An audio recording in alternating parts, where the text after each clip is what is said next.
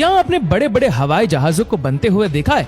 आखिर कैसे हजारों टन वजनी हवाई जहाजों को फैक्ट्री में तैयार करके बेचा जाता है।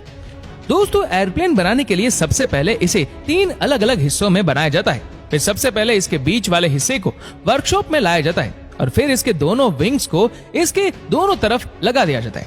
दोनों विंग्स को अच्छी तरह से लगाने के बाद इसके पीछे वाले हिस्से को भी इससे जोड़ दिया जाता है और फिर इसी तरह से इसके आगे वाले हिस्से को भी इससे जोड़ दिया जाता है। फिर इन तीनों हिस्सों और विंग्स को आपस में जोड़ने के बाद एयरप्लेन अपनी प्रॉपर शेप में आ जाता है।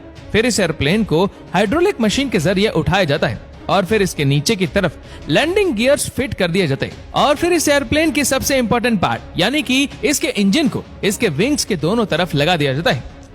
इंजन के लगने के बाद इसके विंग्स और इसके लैंडिंग गियर्स की अच्छी तरह से टेस्टिंग की जाती है और फिर फाइनली इसके इंटीरियर का काम शुरू होता है। इसमें सबसे पहले पायलट के केबिन से ऑपरेट किया जाता है और फिर पूरी बॉडी में इलेक्ट्रिसिटी वायर्स को लगाया जाता है और फिर इसकी वायरिंग को कवर करते हुए इस एयरप्लेन की पूरी इनर बॉडी को प्लास्टिक की सीट से अलग तरह के अच्छी तरह से कवर कर दिया जाता है और पैसेंजर्स का सामान रखने के लिए विंडो के ऊपर की तरफ स्टोरेज बॉक्स भी लगाए जाते हैं और फिर इसकी विंडो में ग्लास भी फिट किए जाते हैं और विंडो को पूरी तरह से पैक कर दिया जाता है और फिर इस पूरी तरह से तैयार एयरप्लेन के अंदर पैसेंजर्स के बैठने के लिए सीट्स भी लगाई जाती है।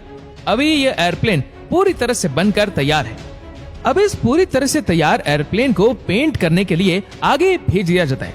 यहाँ इस एयरप्लेन के सभी इंपॉर्टेंट पार्ट विंडो, इंजन और कॉकपिट को पूरी तरह से कवर करते हुए इस पर स्प्रे पेंट किया जाता है।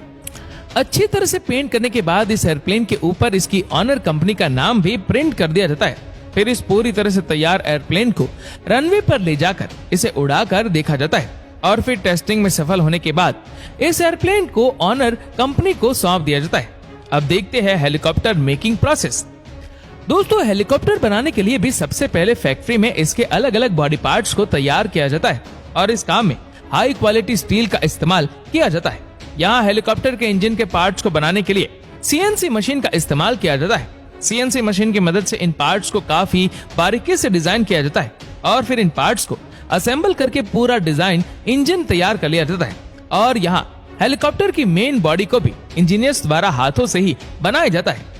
हेलीकॉप्टर की मेन बॉडी का स्ट्रक्चर बनने के बाद इसके ऊपर स्टील की सीट चढ़ा दी जाती है और कुछ इंजीनियर्स द्वारा इसके रोटर की ब्लेड्स भी तैयार की जाती है जो कि हेलीकॉप्टर को चलाने में मेन रोल प्ले करती है और कुछ इंजीनियर्स द्वारा इसके टेल पार्ट को भी बनाया जाता है और यहाँ वर्कशॉप में ही हेलीकॉप्टर में बैठने के लिए इसकी सीट्स भी तैयार की जाती है। इसी तरह अलग अलग इंजीनियर्स द्वारा हेलीकॉप्टर के सभी बॉडी पार्ट्स को बनाया जाता है और फिर हेलीकॉप्टर्स के सभी बॉडी पार्ट्स तैयार होने के बाद इसकी मेन बॉडी को लैंडिंग स्किड्स पर खड़ा किया जाता है और फिर इसके टेल वाले पार्ट को भी इससे जोड़ दिया जाता है और यहीं पर ही हेलीकॉप्टर के फ्रंट ग्लास और साइड विंडो भी लगा दिए जाते हैं और फिर इस हेलीकॉप्टर में इंजन को भी अच्छी तरह से फिट कर दिया जाता है। फिर हेलीकॉप्टर की पूरी बॉडी को कंप्लीटली फिट करके इसे पेंट के लिए आगे भेज दिया जाता है। यहाँ हेलीकॉप्टर की विंडो और मेन ग्लास को कवर करके इस पर अच्छी तरह से स्प्रे पेंट किया जाता है।